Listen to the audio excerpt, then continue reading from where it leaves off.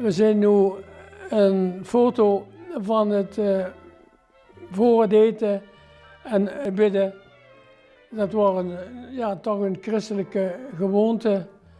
En men ging ook niet van tafel voordat men dan ook een kruisteken gemaakt had.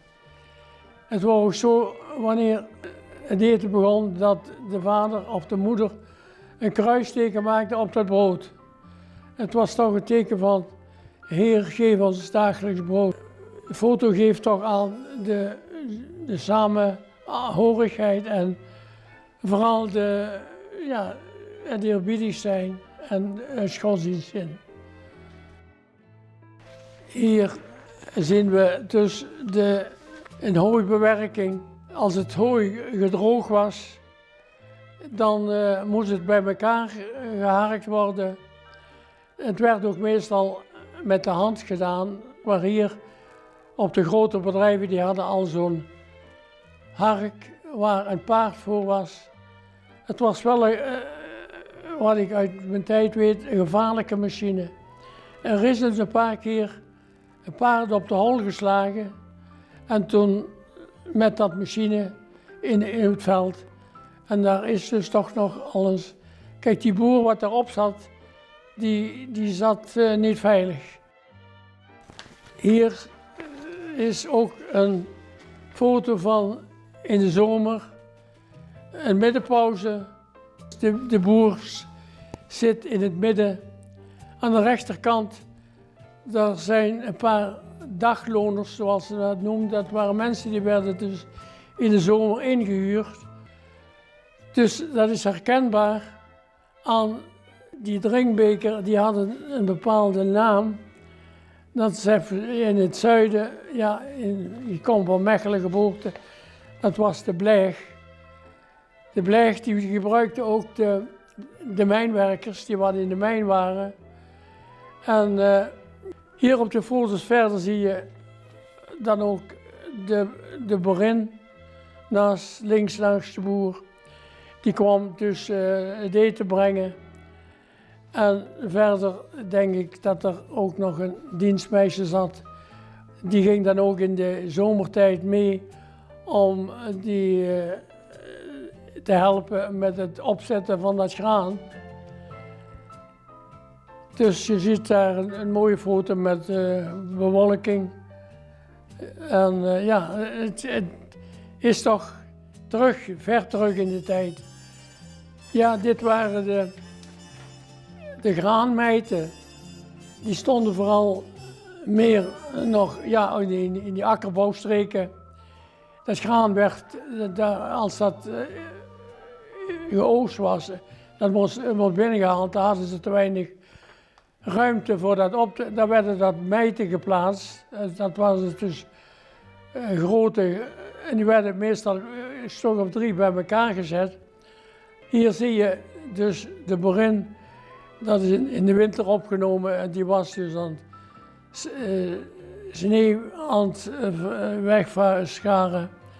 Maar dit is ook een typisch, en deze kwam veel meer voor in Midden-Limburg en Noord-Limburg, want daar hadden ze weinig schuren. In Zuid-Limburg daar waren wel nog grote graanschuren en daar kwamen ze dus minder in voor. Hier zien we een jonge boerinnen, een boerinnendag. Het waren allemaal vooral jonge boeren. Dus ik zie hier een paar boerinnen met een kind, dus die waren getrouwd. Maar de meeste waren dus, nog wat op de foto, waren boerenmeisjes. Maar hier straalt toch de eenvoud en de degelijkheid vanaf.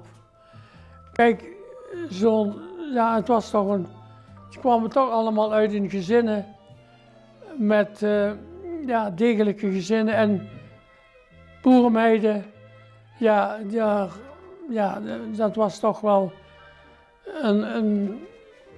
ik kon er trots op zijn. Ik vind, kijk, die kleding, die kleding wat die meisjes aan hebben is degelijk. Tegenwoordig kun je niet vergelijken met tegenwoordig. Dus wat dat betreft, ja, ik vind ze, daar is geen bloot of seks te bekennen. Dus ik vind het toch wel eerbiedig, wij zijn eerbiedige dames. Hier zien we een foto in Zuid-Limburg in de bloesemtijd. Daar staat de imker met de pijp, met de rookpijp op afgebeeld. De boer en de boerin die hebben een juk waar ze de bijenkorven aan hangen. Die worden dan gedeeltelijk over de boomgaard verplaatst om de bestuiving. Verder zie je ook nog de stamboomgaard, maar vooral de omheining, hoe de percelen werden afgescheiden. Dus hoge dennen, heggen van misschien 1,5 meter hoog. Ja, dat was ook typisch Limburgs. Ja, en over die waterhaan, dat noemen ze de juk of waterhaan, daar heb ik ook nog veel mee gewerkt. Ja, op deze afbeelding is te zien een Swartbond stamboekstier. Die meestal, als hij getoond werd, dat was de kampioen. Dat hangt dus af aan de vererving.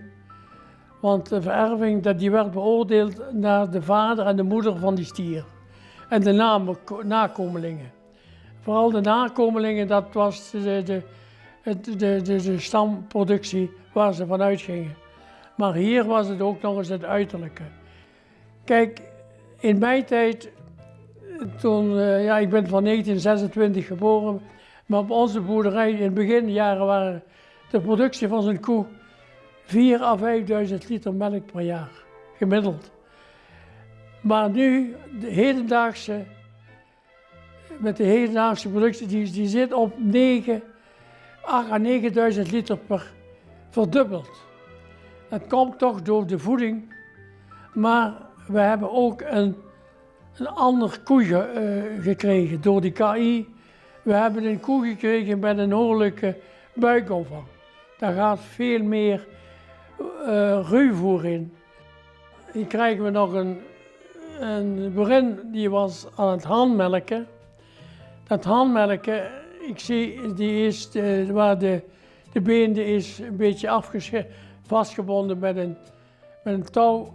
Dat is een teken, dat was op de melkcursus. Ik heb dus een melkcursus gegeven aan boerinnen en jonge boeren in IJs. Zomers moesten de koeien allemaal met de hand gemolken worden. En mijn vrouw die kon ook goed melken. En dat was ook, de boerin die moest daar, en het dienstmeisje en zo, die moesten daarbij springen. Hier zien we een foto van het brood bakken. Op de meeste boerenbedrijven werd dat toch gedaan. Die hadden een eigen bakoven. Het was hard gewerkt. Dan moet het verwerken, het kneden en het laten rijzen. En ja, op die temperatuur, het moest 20 graden zijn in die keuken. Het moest warm zijn. Als het niet warm was, dan kreeg je geen baksel. Dan ging het niet rijzen. Bij ons op de boerderij hadden we nog een eigen bakoven. Die werd gestookt met takkenbossen. Het dezenbrood, dat hield zich ook langer.